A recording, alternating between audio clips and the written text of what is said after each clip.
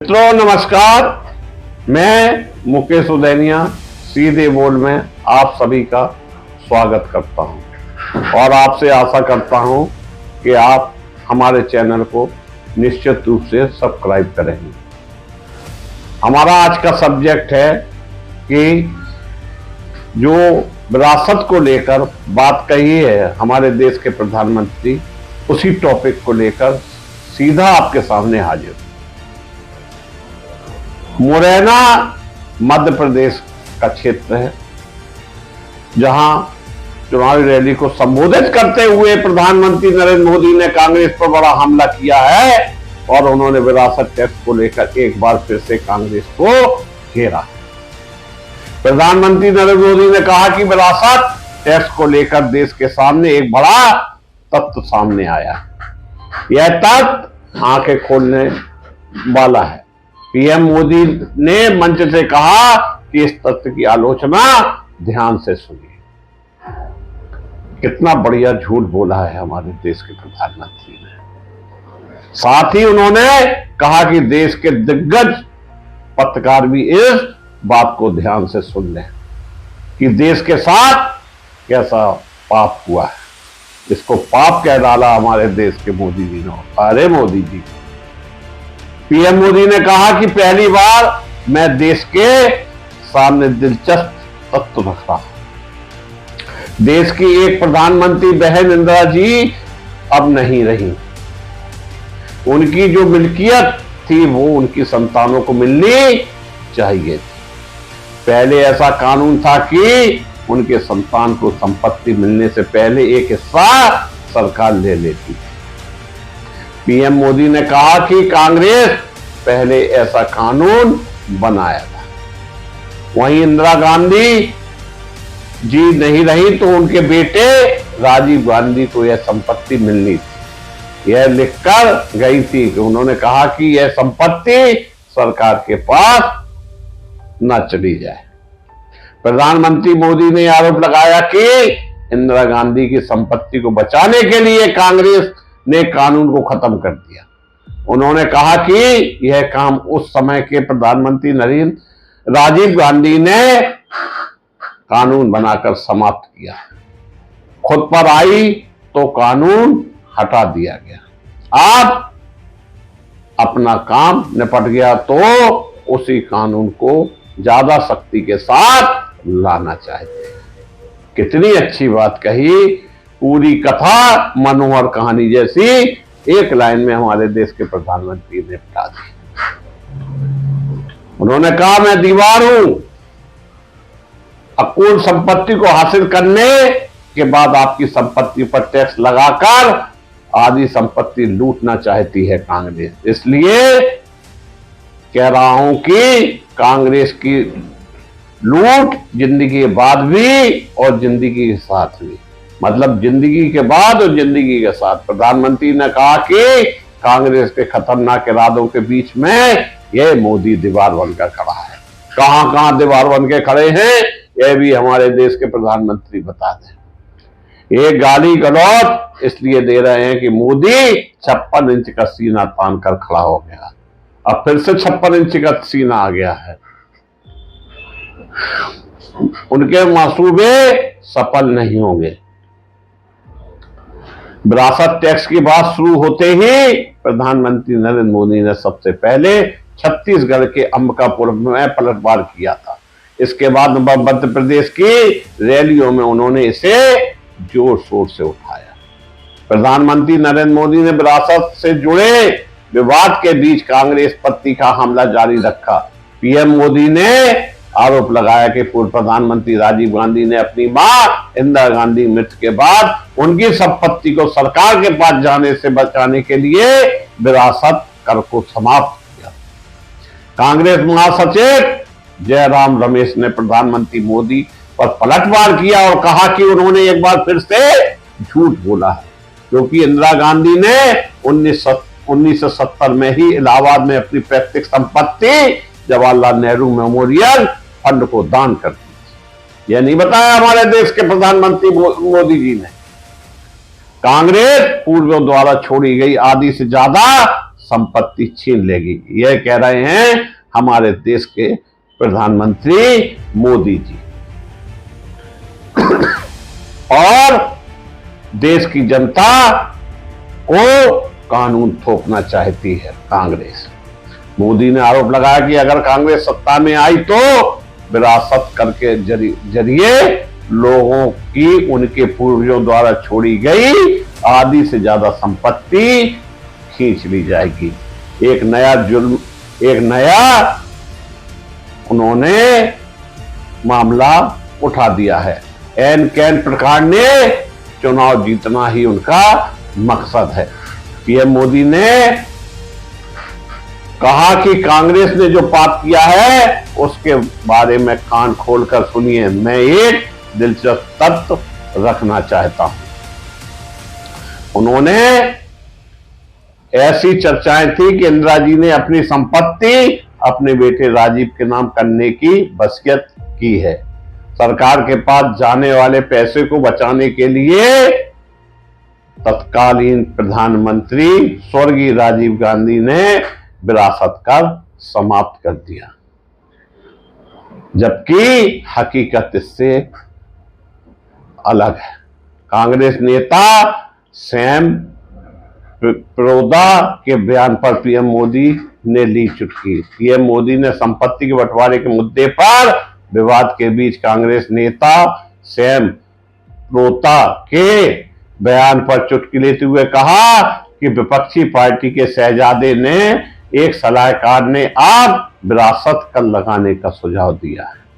प्रधानमंत्री ने कहा कि जब तक बीजेपी है वह ऐसे मंसूबों को सफल नहीं होने देगी, जबकि कांग्रेस के किसी भी घोषणा पत्र में इस तरह की बातें नहीं आई हैं। मनगढ़ंत बातें लगातार उठाई जा रही हैं, झूठ पे झूठ लगातार बोला जा रहा है। उन्होंने कहा कड़ी मेहनत और कठिनाइयां सहकर आपने जो धन इकट्ठा किया है और कांग्रेस के नेतृत्व वाली सरकार बनने पर आपसे लूट लिया जाएगा। मोदी आपको आपके धन को नहीं लूटने देगा। और कांग्रेस के बीच मोदी खड़े। वहीं जयराम रमेश ने पलटवार करते हुए अपने ट्विटर हैंडल एक्स पर पोस्ट किया है कि कल प्रधानमंत्री ने दावा किया था कि कांग्रेस विरासत कर लगाना चाहती है। एक बार यह स्पष्ट हो गया कि वास्तव में बीजेपी ही विरासत कर का प्रचार करती रही है, तो उन्होंने अपनी राह बदल ली। एक बार फिर उनका झूठ बेनकाब हो गया है। उन्होंने राजीव गांधी में वित्त मंत्री रहे बीपी सिंह के बजट भाषण के एक हिस्से को शेयर करते हुए कहा कि यहां 16 मार्च 1985 के तत्कालीन वित्त मंत्री बीपी सिंह के बजट भाषण का एक पैराग्राफ है जिसमें विरासत कर को समाप्त करने का प्रस्ताव रखा गया था। मित्रों, लोकसभा चुनाव के दौरान लोगों के बीच चर्चा में ये मुद्दे हैं। रमेश ने कहा सहयोग से इंदिरा गांधी ने 1970 में ही इलाहाबाद में अपनी पैतृक संपत्ति नेहरू मेमोरियल फंड में दे दी थी। हर बार प्रधानमंत्री जब बोलने के लिए अपना मुंह खोलते हैं तो वे झूठ को लेकर अपनी दृढ़ता से ताजा सबूत पेश करते हैं। बता दें कि संपत्ति बंटवारे और विरासत कर संबंधी मुद्दों ने लोकसभा चुनाव के दौरान लोगों के बीच काफी चर्चा की गई। पक्ष एवं विपक्ष इस पर लगातार बयानबाजी हो रही है। देश के प्रधानमंत्री पंडित जवाहरलाल नेहरू का जितना बहस केंद्र में हो रही है, उनकी अभिरुचि नफासत और उनके शौक और उनके नाम की संपत्ति भी कम चर्चा का विषय नहीं। कभी उनके पिता पंडित मोतीलाल नेहरू की नामी शख्सियत थे, लिहाजा उनका रुतबा भी उतना ही शानदार था। पंडित मोतीलाल का आज के प्रयागराज स्थित आनंद भवन अपनी शान और ऐतिहासिक विरासत की निशानी है। सालों बाद उनकी पोती नैन तारा सहगल ने आनंद भवन के बारे में लिखा था। माघ मेला के दौरान गंगा और यमुना के संगम पर स्नान के बाद हजारों लोग का यहाँ जमावड़ा लगता था और वे लोग जवाहरलाल नेहरू। अब यह संग्रहालय है, इसे देश को समर्पित कर दिया गया है। वास्तुकार आभा नारायण लांबा 2013 में इनकी देखभाल करती थी। उनका कहना था कि सोनिया गांधी जो कि ट्रस्टी है उनका पूरा ख्याल रखा गया है। मोतीलाल नेहरू ने 20,000 रुपए में स्वराज भवन खरीदा था। पहले इसका नाम मसूद मंजिल था। स्वराज भवन में 42 कमरे थे। 1920 के दशक में करोड़ों की संपत्ति को भारतीय कांग्रेस को दान कर दिया गया था। उन्होंने सिविल लाइन के पास एक और बड़ी संपत्ति खरीदी। उन्होंने इसका नाम आनंद भवन रखा और इसमें एक से एक अनूठी और मूल्यवान वस्तुएं फर्नीचर थे। आनंद भवन का फर्नीचर यूरोप और चीन से आया था। इसे इंदिरा गांधी ने ट्रस्ट बनाकर 1970 में देश को समर्पित किया था। एक आंकड़े के मुताबिक सन 1947 में देश की आबादी के बाद पंडित जवाहरलाल नेहरू की संपत्ति करीब 200 करोड़ की थी और उन्होंने अपनी कुल संपत्ति के 96% हिस्सा देश को समर्पित किया था। नेहरू अब प्रधानमंत्री थे तो देश के नामचीन अमीर शख्स के तौर पर गिने जाते थे। इसके बाद उन्होंने देश निर्माण में अपनी संपत्तियों को दान कर दिया था। देश के नाम महादान करने का यह वाक्य सन 1947 में आजादी मिलने के बाद का है। कई उद्योगपतियों ने अपनी अपनी संपत्तियों को देश के विकास में दान कर दिया था। उसी वक्त जवाहरलाल नेहरू ने भी अपनी 96% संपत्ति दान कर दी थी। इस मामले को हमारे देश के प्रधानमंत्री मोदी ने आज तक उठाने का प्रयास नहीं किया, लेकिन विरासत टैक्स पर उनकी नजर चली गई। उनके पास 200 करोड़ की संपत्ति थी। आनंद भवन को छोड़कर नेहरू और पटेल के मतभेद को लेकर अक्सर बहस की जाती है और नए नए तथ्य सामने रखे जाते हैं, लेकिन बहुत कम लोग को मालूम होगा कि सरदार पटेल ने नेहरू के दान की तारीफ की थी। उन्होंने लिखा था कि भारत के स्वतंत्रता संग्राम में किसी भी व्यक्ति ने नेहरू से अधिक बलिदान नहीं दिया है और भारतीय स्वतंत्रता के लिए नेहरू के परिवार के रूप में किसी भी परिवार ने सबसे ज्यादा कष्ट नहीं उठाया है। उन्होंने आगे लिखा था कि मोतीलाल नेहरू ने अपनी आजीविका छोड़ दी थी और अपनी शानदार हवेली को स्वतंत्रता आंदोलन के सिपाहियों को सौंप दिया था और खुद एक छोटे से घर में चले गए थे। यह है नेहरू परिवार की असली हकीकत।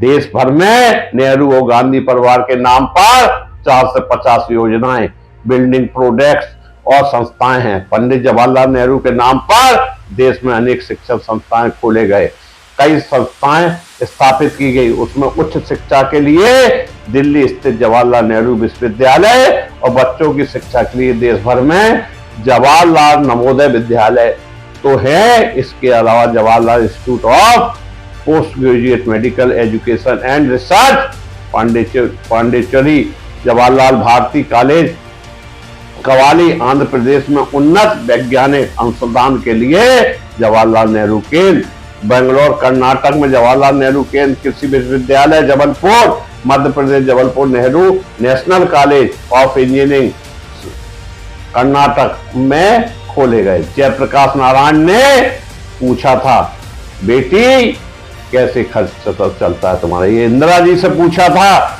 जबकि जेपी आंदोलन की वजह से इंदिरा चुनाव हारी थी और उस समय की यह राजनीति थी। इंदिरा गांधी बोली, पापा की किताबों की रॉयल्टी से आती है इनकम और काम चल जाता है, इंदिरा गांधी जब 1970 का चुनाव हार गई तो उसके बाद की सरकार ने उन्हें राजनीतिक बदला लेने पर तुली थी। यह बात जेपी को पता चली तो वे चिंतित हुए। उन्होंने बयान दिया था कि इंदिरा गांधी का राजनीतिक जीवन अभी खत्म नहीं हुआ है। यह जनता पार्टी के लोगों को संदेश था कि बदले की राजनीति ना की जाए। यह उनका लोगों के लिए उस समय एक फार्मूला था। इंदिरा गांधी से मिलने के बाद उन्होंने कहा था कि इंदिरा तुम्हारा खर्चा कहां से करता। जेपी इंदिरा गांधी से मिलने गए, उस समय वे रो पड़े थे। बातचीत में उन्होंने पूछा कि अब तुम प्रधानमंत्री नहीं हो तो तुम्हारा खर्चा कैसे चलेगा। इंदिरा गांधी ने जवाब दिया, नेहरू जी की पुस्तकों की रॉयल्टी उनका जीवन यापन करेगी। जेपी ने उन्हें आश्वस्त किया कि उनके साथ कोई राजनीतिक जाति नहीं की जाएगी। इस बारे में उन्होंने मोरारजी देसाई और चरण सिंह से अपील भी की थी। हाल में ही एक खबर चर्चा में आई कि बिजनौर के कोषागार में 73 किलो चांदी रखी गई है। यह भी चांदी है जिसका आम जनता ने इंदिरा गांधी को तौला था। आज उसकी कीमत करोड़ों में होगी, लेकिन गांधी परिवार ने कभी उस चांदी पर अपना दावा नहीं किया। आज भी वहां रखी हुई। नेहरू ने अपनी सारी संपत्ति दान कर दी थी और जब इंदिरा गांधी प्रधानमंत्री थी तब उनके पास रहने को घर नहीं था। ठीक वैसे ही आज राहुल और सोनिया गांधी के पास सरकारी आवास छोड़कर कोई घर नहीं है। क्या मनोहर कहानियां सुनने वाले नरेंद्र मोदी बताएंगे कि इंदिरा गांधी के पास कहां कौन सी कितनी प्रॉपर्टी है।